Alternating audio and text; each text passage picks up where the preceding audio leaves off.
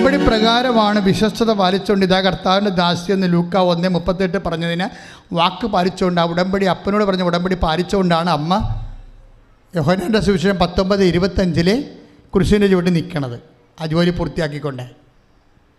ആ സമയത്താണ് അപ്പൻ ഉടമ്പടി പൂർത്തിയാക്കുന്നത്. അത് ആ കള്ളനോടൊന്ന് വിളിച്ച് പറയുന്നുണ്ട്. എന്താണ് 23:40 ലൂക്ക 23:43 എന്താണ്? ഇന്ന് നീ എൻ്റെ കൂടെ പർദീസയിലായിരിക്കും. ഇതും ആദ്യത്തെ വചനം അപ്പ ആദ്യം അമ്മയോട് പറഞ്ഞില്ലേ, അവൻ്റെ രാജ്യത്തിന് അവസാനം ഉണ്ടാകത്തില്ല. ലൂക്ക 1:33. ആ അവൻ്റെ രാജ്യത്തിന് അവസാനം ഉണ്ടാകത്തിരുന്ന ഉടമ്പടി കാലങ്ങളിൽ ഇതിൻ്റെ ഇടയ്ക്ക് കുറേ പ്രശ്നങ്ങളൊക്കെ നടന്നായിരുന്നു. അമ്മ ഈസിനെ കാണാതെ പോണതും അമ്മ വിഷമിക്കണതും കുറേ കാര്യങ്ങൾ എന്തെല്ലാം നടന്നാലും അവസാനം കറങ്ങി തിരിഞ്ഞ് വണ്ടി സ്റ്റാൻഡിൽ തന്നെ പിടിക്കും. എന്താണ്? അപ്പൻ്റെ വാക്ക് പാലിക്കും, അപ്പൻ ഉടമ്പടി പാലിക്കും. അമ്മയോട് അന്ന് പറഞ്ഞതാണ് അവൻ്റെ രാജ്യത്തിന് അവസാനം ഉണ്ടാകില്ലെന്ന്. അത് ഈ കുരിശിൻ്റെ ചുവട്ടിൽ വെച്ച് അമ്മയെ കാണിക്കും അപ്പൻ ഉടമ്പടി പാലിച്ചുകൊണ്ട്. എന്താ പറയണത്? 23:24 എന്താണ്? ഈശോ നല്ല കള്ളനോട് പറഞ്ഞു. എന്താ പറഞ്ഞത്? അവൻ്റെ നീ ഇന്ന് എൻ്റെ കൂടെ അത് തന്നെ. അതായത് അവൻ്റെ രാജ്യത്തിന് അവസാനമുണ്ടാവുകയില്ല. എന്താ വിഷയമെന്ന് പറയണത്? ഇതുപോലെ തന്നെയായിരിക്കും നമ്മുടെ ജീവിതത്തിൽ എപ്പോഴായാലും ഈ ഉടമ്പടി ദൈവം പാലിച്ചിരിക്കും.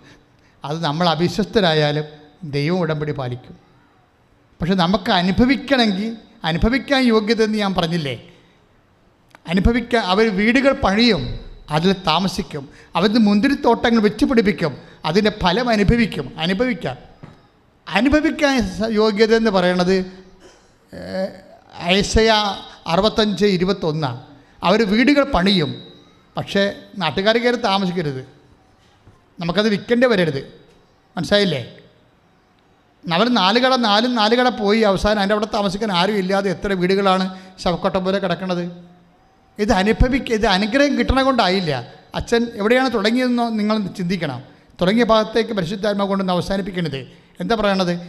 അനുഗ്രഹം പോലെ തന്നെ പ്രധാനപ്പെട്ടതാണ് അനുഭവിക്കാനുള്ള യോഗ്യത. അപ്പം ദൈവത്തോട് പ്രാർത്ഥിക്കുന്ന വ്യക്തികൾ 3 കാര്യം പ്രാർത്ഥിക്കുമ്പോൾ നമുക്ക് ലഭിക്കുന്നതിൽ 3 കാര്യങ്ങളുണ്ട്. ഒന്ന് അനുഗ്രഹം, രണ്ടാമത് അനുഭവിക്കാനുള്ള യോഗ്യത, മൂന്നാമത് ദൈവം പെൻഡിങ്ങിൽ വിത്തുകളുടെ വെച്ചിരിക്കുന്ന നിങ്ങളുടെ അപേക്ഷകളുടെ മേൽ അഭിഷേകം. അത് ഐസയാണ് കസറണത്. ദൈവം ചില കാര്യങ്ങൾ പിടിച്ചു വെക്കും, അതിന് ചിലപ്പോൾ സമയമെടുക്കും. പക്ഷേ നിങ്ങൾക്ക് തൽക്കാല ആശ്വാസത്തിന് വേണ്ടി അഭിഷേകം നൽകും, അതിൻ്റെ കൂടെ ഉള്ളതാണ്. അപ്പം ചിന്തിക്കണം. അതായത് പ്രാർത്ഥനയ്ക്ക് ഉത്തരം 3 വിധത്തിലാണ്. ഒന്ന്, ഡയറക്റ്റ് ഫിസിക്കൽ ഫേവേഴ്സ്. നിങ്ങൾ ചോദിക്കുന്നത് അതുപോലെ തന്നെ. മകൻ മീൻ ചോദിച്ചാൽ പകരം പാമ്പിനെ കൊടുക്കുമോ? 11:7 ലൂക്കാൻ്റെ സുവിശേഷം. മകൻ മീൻ ചോദിച്ചാൽ പകരം പാമ്പിനെ കൊടുക്കുമോ? മുട്ട ചോദിച്ചാൽ പകരം തേളിനെ കൊടുക്കുമോ എന്ന് ചോദിച്ചതിനെ തരുമെന്ന് എൻ്റെ അർത്ഥം. അത് വാഗ്ദാനമാണ്. പക്ഷേ ചില സംഭവങ്ങൾ എന്ത് കിട്ടിയാലും നമുക്ക് അനുഭവിക്കാൻ യോഗ്യത ഉണ്ടാകണം. ആദ്യം പറഞ്ഞ ചേച്ചിക്ക് എന്താ സംഭവിച്ചത്? 54 വയസ്സിൽ ഇവിടെ ഉടമ്പടി എടുത്ത് പ്രഗ്നൻ്റായ ചേച്ചിയില്ലേ, ഒരു കുഞ്ഞിനെ കൊണ്ടുവന്ന സാക്ഷ്യം പറഞ്ഞു. 55-ാമത്തെ വയസ്സിൽ 5 വയസ്സ് അവനെ 5 വയസ്സാകുമ്പോൾ അവർക്ക് 60 വയസ്സാവും. പക്ഷേ കുഞ്ഞിനെ ചോദിച്ചപ്പോൾ കൊടുത്തു. അത് ഉടമ്പടിയുടെ ബലമാണത്. പക്ഷേ അതല്ല, അവർക്ക് എന്താ സംഭവിച്ചതെന്ന് നോക്കിയേ. അവർക്ക് കുഞ്ഞുണ്ടായിരുന്നതാണ്. ഒരു മകനെ അവർ വളർത്തിയതാണ്, 21 വയസ്സ് വരെ വളർത്തിയതാണ്. ആ മകൻ 21-ാമത്തെ വയസ്സിൽ വണ്ടി ഇടിച്ച് മരിച്ചു. അതാണ് പ്രശ്നം. നമുക്ക് അനുഗ്രഹം കിട്ടണമല്ല പ്രശ്നം, അനുഭവിക്കാനുള്ള യോഗ്യതയാണ് നമ്മൾ ടാർഗറ്റ് ചെയ്യേണ്ടത്. ദൈവം ദുഷ്ടൻ്റെ മേലും ശിഷ്ടൻ്റെ മേലും പ്രാർത്ഥിക്കുന്നവൻ്റെ പേരും യുക്തിവാദിയുടെ മേലും നിരീശ്വരന്മാരുടെ മേലും മനുഷ്യനാണോ അവന് ആവശ്യമായ അനുഗ്രഹങ്ങളെല്ലാം കൊടുക്കും. അത് ബൈ ബർത്ത് ജനറ്റിക് ബ്ലെസ്സിങ്സ് ആണത്. നിങ്ങൾ സന്താന പുഷ്ടിയുള്ളവരായി പെരുകി ഭൂമിയെ കീഴടക്കാൻ പറയുമ്പോൾ അത് ബുദ്ധി കൊണ്ടായാലും ശരി, വിദ്യാഭ്യാസം കൊണ്ടായാലും ശരി, നിൻ്റെ ജീവിതത്തെ കീഴടക്കാൻ ദൈവം ആദ്യമേ ജനറ്റിക് ബ്ലെസ്സിങ് കൊടുത്തിട്ടുണ്ട്. അതിനെ തന്നെ ഈ ഫ്രീ ഓക്സിജൻ വരെ ഉള്ളത്. അതുകൊണ്ട് ഒരു അനുഗ്രഹം കിട്ടാൻ വേണ്ടി പ്രാർത്ഥിക്കേണ്ട കാര്യമില്ല, പക്ഷേ അത് നിലനിൽക്കാൻ പ്രാർത്ഥിച്ചാൽ മതിയാകത്തുള്ളൂ. അനുഭവിക്കാനുള്ള യോഗ്യത എന്ന് പറയുന്ന പ്രധാനപ്പെട്ട വിഷയമാണ്. അത് ഐസയ 65:21 ഇന്ന് വീട്ടിൽ പോയി വായിക്കണം. അവർ മുന്തിരിത്തോട്ടം വെച്ച് പിടിപ്പിക്കും, അതിലവർ ഫലം അനുഭവിക്കുമെന്ന് എഴുതിയിരിക്കണത്. ഐസയ പറയുന്ന ഭാഗങ്ങളുണ്ട് വേറെ. നിങ്ങൾ മുന്തിരിത്തോട്ടം പിടിപ്പിക്കും, കണ്ടവൻ അനുഭവിക്കുമെന്ന്. അവിടെ അങ്ങനെ വരരുത്. നിങ്ങൾ പിടിപ്പിക്കുന്ന മുന്തിരിത്തോട്ടങ്ങൾ, നിങ്ങൾക്കുണ്ടാക്കുന്ന വരുമാനങ്ങൾ വേറെ ആൾക്കാർ അല്ലെങ്കിൽ ആശുപത്രിക്കാരൊക്കെ അനുഭവിക്കാൻ പോയാൽ എന്താ ശരിക്കണേ? പ്രൊട്ടക്ഷനാണ് ഈ പ്രോബ്ലം. ജോബിന് പോലും എല്ലാം കൊടുത്തപ്പോൾ ദൈവം കൂടെ പ്രൊട്ടക്ഷൻ കൊടുത്തായിരുന്നു. സാത്താനെ തൊടാൻ പറ്റാഞ്ഞ കാര്യം അതാ. അതുകൊണ്ട് സാത്താൻ തൊട്ടില്ല. അപ്പോൾ നിന്നെ അവൻ തള്ളിപ്പറയും. നീ അവനെ തൊടാൻ ഞാൻ അവനെ തൊടാൻ അനുവദിച്ചാൽ മതി. ജോബ് 1:10 എന്താ പറയണത്? അപ്പം ദൈവം പറയും നോ നോ നോ. ആ ജോബിൻ്റെ 1:6 പറയണത്, നീ അവന് ചുറ്റും വേലി കെട്ടി വെച്ചിരിക്കുന്നു. ഇതാണ് സംരക്ഷണം എന്ന് പറയണത്. അപ്പം ദൈവത്തിന് നമുക്ക് വേണ്ടത് എന്താണ്? വേലികെട്ട സംരക്ഷണം, ഉള്ളതിനെ അനുഭവിക്കാനുള്ള യോഗ്യത, അതിനുള്ള അവകാശം, അതിനുള്ള അനുഗ്രഹം, അതിനുള്ള അഭിഷേകം. ഇനി ദൈവം ചില അനുഗ്രഹങ്ങൾ വിത്തുകളിലാക്കി കളയും. വിത്തുകൾ എന്ന് പറയുന്നത് ചില കാര്യങ്ങൾ നിങ്ങൾ അവിടെ നിന്ന് കൈയും കാലിട്ട് അടിക്കരുത്, ദൈവത്തോട് പിറുപിറുക്കരുത്, തർക്കം ഉണ്ടാക്കരുത്. മറിച്ച് അമ്മയെപ്പോലെ ഹൃദയത്തെ സംഗ്രഹിക്കണം 2:48 അനുസരിച്ച് കൊണ്ട്. കാര്യം അപ്പനിത് കറക്റ്റ് ചെയ്യും കുറച്ച് കഴിയുമ്പോഴെന്ന് വിചാരിച്ച് അപ്പനെ വിശ്വാസത്തിൽ എടുക്കണം. ഉടമ്പടി എന്ന് പറയുന്നത് അപ്പനെ വിശ്വാസത്തിൽ എടുക്കുന്ന പ്രാർത്ഥനയാണ്. എൻ്റെ ദൈവം എന്നെ സെറ്റ് ചെയ്യും. ഞാൻ ചോദിച്ച് ചിലപ്പോൾ അതുപോലെ തരത്തില്ല, അതിനേക്കാൾ ഭംഗിയായിട്ട് ദൈവം എന്നെ ക്രമീകരിച്ചോളും. അപ്പം നിങ്ങൾ ഓർക്കും ഇതല്ലല്ല ഞാൻ ചോദിച്ചാൽ അതല്ല ചോദിച്ചെന്ന് പറയുമ്പോൾ ദൈവമായിട്ട് തർക്കിക്കരുത്. ചിലപ്പോൾ അതായിരിക്കും നിങ്ങൾക്ക് നല്ലത്, നിൻ്റെ ഒരു സാഹചര്യത്തിന് നല്ലത്. അല്ല മറ്റുള്ളവർക്ക് അത് കിട്ടിയല്ലോ, മറ്റുള്ള ആൾക്കാർ കമ്പയർ ചെയ്യരുത്. അടുത്ത ആഴ്ച നമുക്ക് ഒത്തിരിയേറെ കാര്യങ്ങൾ നിങ്ങൾ ഇതിനേക്കാൾ വരി ദൈവം നിങ്ങളോട് സംസാരിക്കും. ഇപ്പോൾ എഴുന്നേൽക്കുക, ശ്രദ്ധിക്കട്ടെ. ഹല്ലേലൂയ, ഹല്ലേലൂയ, ഹല്ലേലൂയ, ഹല്ലേലൂയ, ഹല്ലേലൂയ. യേശുവേ ആരാധന, ഹല്ലേലൂയ. രോഗമുള്ളിടത്തെല്ലാം കൈകൾ വെച്ചുകൊണ്ട് പ്രാർത്ഥിക്കട്ടെ. രോഗമുള്ളവർക്ക് കൈ വെച്ച് പ്രാർത്ഥിക്കണം. അതുപോലെ തന്നെ പലതരത്തിലുള്ള വിഷയങ്ങളില്ലേ, വസ്തു വിൽപ്പന, കടങ്ങൾ, അവരൊക്കെ കൈ ഉയർത്തി പ്രാർത്ഥിക്കണം. രോഗമുള്ളവർ കൈ ഉള്ളിടത്താണ് ഇപ്പോൾ ഓൺലൈനിലുള്ളവർ ശ്രദ്ധിക്കണം കേട്ടോ. ഓൺലൈനിലുള്ളവർ എപ്പോഴും ശ്രദ്ധിക്കണം. അവർ രോഗമുള്ളയിടത്ത് കൈവെക്കണം. എന്ത് രോഗമായാലും, PCOD, അതുപോലെ തന്നെയുള്ള മറ്റു രോഗങ്ങൾ, തൈറോയിഡ്, ക്യാൻസർ, കരരോഗങ്ങൾ, കിഡ്നി രോഗങ്ങൾ, ഹൃദയരോഗങ്ങൾ, സോറിയാസിസ് രോഗങ്ങൾ, സർവാംഗൻ രോഗമാണെങ്കിൽ 2 കൈയും പിണച്ച് ശരീരം മൊത്തം കർത്താവിന് കൊടുത്തതുപോലെ ഇങ്ങനെ സമർപ്പിച്ചത് നിന്നാൽ മതി.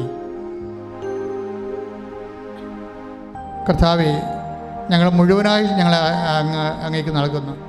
കടങ്ങളുള്ളവർ കൈപൊക്കി നിൽക്കണം, പ്രാർത്ഥിക്കണം. മക്കളില്ലാത്തവരും കൈപൊക്കി നിൽക്കണം, കൈ ഉയർത്തി പ്രാർത്ഥിക്കണം. ജോലിയില്ലാത്തവർ, ടെസ്റ്റ് എഴുതുന്നവർ, പരീക്ഷ എഴുതുന്നവർ, പോയി കഴിഞ്ഞവരെ, റിസൾട്ട് പ്രതീക്ഷിക്കുന്നവരെ കൈപൊക്കി പ്രാർത്ഥിക്കണം. കോടതി കേസുള്ളവർ കൈപൊക്കി പ്രാർത്ഥിക്കണം. അതുപോലെ ജീവിതത്തിൻ്റെ വ്യത്യസ്തമായ മണ്ഡലങ്ങളിലെ പ്രയാസങ്ങളിലൂടെ ഞെരുക്കത്തിലൂടെ കടന്നു പോകുന്നവർ കൈപൊക്കി പ്രാർത്ഥിക്കണം. രോഗമുള്ളവർ മാത്രം ആ രോഗമുള്ളിടത്ത് കൈവച്ച് പ്രാർത്ഥിക്കണം. അച്ഛൻ 2നെയും കൂടി അഡ്രസ്സ് ചെയ്തുകൊണ്ട് പ്രെയർ ചെയ്യാൻ പോവുകയാണ്. കർത്താവ് നിങ്ങളെ സഹായിക്കുന്ന സമയമാണ്. അമ്മ ജ്വലിക്കുന്ന മധ്യസ്ഥമായിട്ട് നിങ്ങളുടെ കൂടെയുണ്ട്, നിങ്ങൾ കൈവിട്ട് കളയത്തില്ല. കർത്താവെ, ഞാൻ അങ്ങയുടെ തിരുസേനയെ സമർപ്പിച്ച് പ്രാർത്ഥിക്കുന്നു. ഈശോയെ, ഞാൻ അങ്ങയുടെ തിരുസേനയെ സമർപ്പിച്ച് പ്രാർത്ഥിച്ചു. രോഗമുള്ളവരെല്ലാം അങ്ങ് സ്പർശിക്കണം. അവിടെ കൈകളുടെ പകരം അങ്ങയുടെ കൈകൾ വെക്കണമെന്ന് പ്രാർത്ഥിക്കുന്നു. അവിടെ കൈകൾക്ക് പകരം അങ്ങയുടെ കൈകൾ വെക്കണമെന്ന് പ്രാർത്ഥിക്കുന്നു. കർത്താവെ, അങ്ങയുടെ കൈകൾ വെക്കണമെന്ന് പ്രാർത്ഥിക്കുന്നു. അങ്ങയുടെ തിരുമുറുവാർന്ന വലതുകരം വെക്കണമെന്ന് പ്രാർത്ഥിക്കുന്നു. രോഗമുള്ളിടത്ത് കർത്താവെ, അങ്ങയുടെ തിരുമുറുവാർന്ന വലതുകരം വെക്കണമെന്ന് പ്രാർത്ഥിക്കുന്നു. കർത്താവെ, ആണിപ്പെടുത്താർന്ന അത്ഭുതകരം വെക്കണമെന്ന് പ്രാർത്ഥിക്കുന്നു. കർത്താവെ, മാരക രോഗങ്ങൾ, തീരാവ്യാധികൾ ഇപ്പോഴേ ഉള്ളംകാലം മുതൽ ഉച്ചവരെ യേശു ക്രിസ്തുവിൻ്റെ വിശുദ്ധ രക്തത്താൽ കഴുകപ്പെടേണ്ട മാരക രോഗങ്ങൾ യേശു നാമത്തിൽ മാറിപ്പോകട്ടെ. ശ്രദ്ധിക്കട്ടെ. വീടില്ലാത്തവരെ കൈ ഉയർത്തി പ്രാർത്ഥിക്കണം. വീടില്ലാത്തവർ, സ്ഥലമില്ലാത്തവർ, വാടകയ്ക്ക് താമസിക്കുന്നവർ, ഒറ്റയ്ക്ക് താമസിക്കുന്നവർ, വരുമാന മാർഗമില്ലാത്തവർ, വരുമാന മാർഗം നിന്ന് പോയവർ, കടകൾ, കമ്പോളങ്ങൾ നിന്ന് പോയവർ, ഏജൻസികൾ നിന്ന് പോയവർ, കമ്മീഷൻ ജോലികൾ നിന്ന് പോയവർ, എന്തൊക്കെയാണ് നിങ്ങൾക്ക് നഷ്ടപ്പെട്ട് വരുമാനമാർഗം നഷ്ടപ്പെട്ടവർ, അവർ കൈ ഉയർത്തിക്കൊണ്ട് പ്രാർത്ഥിക്കണം. ബാങ്കിൽ അടക്കാനുള്ളവർ, ജപ്തി അവിടെ വന്നിരിക്കുന്നവർ, നിങ്ങൾ ലോൺ എടുക്കാൻ വേണ്ടി പരിശ്രമിച്ചിട്ട് അത് നടക്കാത്തവരൊക്കെ കൈ ഉയർത്തിയാണ് പ്രാർത്ഥിക്കേണ്ടത്. ഇപ്പോഴേ കോടതി കേസുള്ളവർ, മറ്റുള്ളവരുടെ കേസ് കൊടുത്തിരിക്കുന്നവർ, നിങ്ങൾ കൊടുത്തിരിക്കുന്ന കേസിന് സമാധാനം കിട്ടാത്തവർ കൈ ഉയർത്തി പ്രാർത്ഥിക്കണം. മക്കളെ വെറുതെ വേദനിക്കുന്നവർ, അവിടെ തെറ്റായ പ്രണയബന്ധങ്ങൾ അകപ്പെട്ടിരിക്കുന്നവർ, മക്കളില്ലാത്തവർ കൈ ഉയർത്തി പ്രാർത്ഥിക്കണം. മക്കളുടെ കല്യാണം ഒക്കാത്തവർ കൈ ഉയർത്തി പ്രാർത്ഥിക്കണം.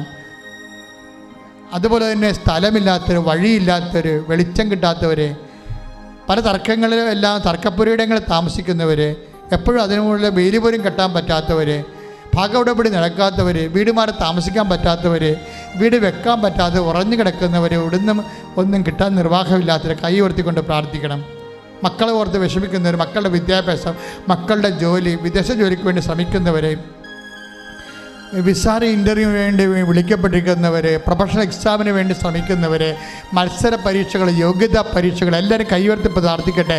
കൃപാസന ആൾക്കാരെ ജീവനോടെ ഇരിക്കുന്ന പരിശുദ്ധ കുർബാനയുടെ അടിയിൽ പ്രത്യക്ഷപ്പെട്ട ഈശോയുടെ മുന്നേ പരിശുദ്ധ അമ്മയുടെ മധ്യത്തിൽ ഞാൻ നിന്ന് പ്രാർത്ഥിക്കുമ്പോൾ, അമ്മേ, ലോകമേ, ഇപ്പോഴേ കർത്താവിൻ്റെ നാമം മഹത്വപ്പെടാൻ ഇടയാക്കണമേ. സ്തുതിക്കട്ടെ, സ്തുതിക്കട്ടെ. ഹല്ലേലൂയ, ഹല്ലേലൂയ, ഹല്ലേലൂയ, ഹല്ലേലൂയ.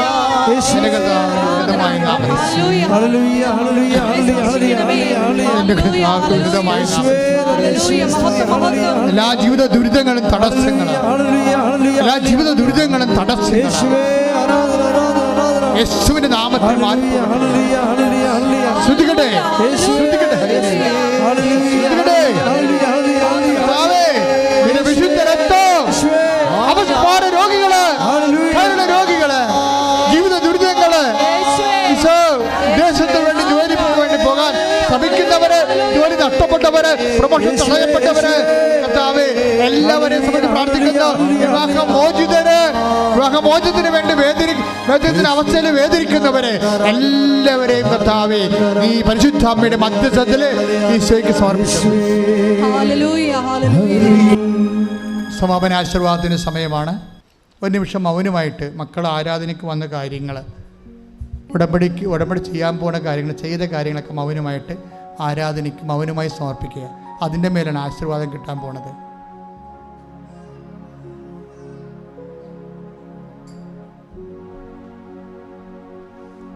മൗനമായി പ്രാർത്ഥിക്കുക, കണ്ണടച്ച് മൗനമായിട്ട് പ്രാർത്ഥിക്കുക.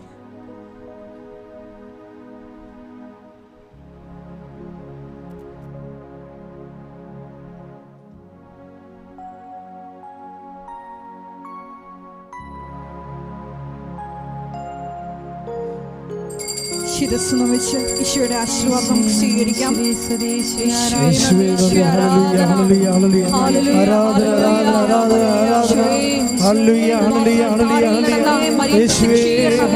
സഭയുടെ അധികാരം ഉപയോഗിച്ചുകൊണ്ട് പഠിക്കുവാനുള്ള വലിയ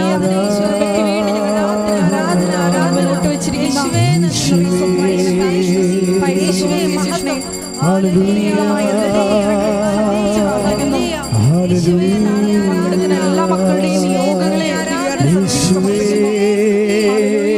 എല്ലാവരെയും സാക്ഷികളായി ഉയർത്തണമേ. ഹല്ലേലൂയ.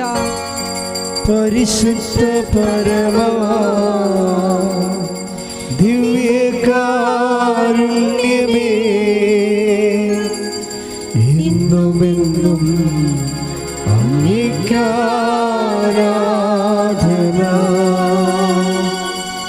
പരിശുദ്ധ പരമാ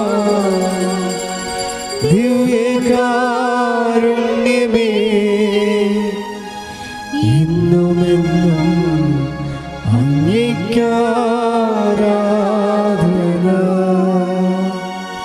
പരിശുദ്ധ പരമാ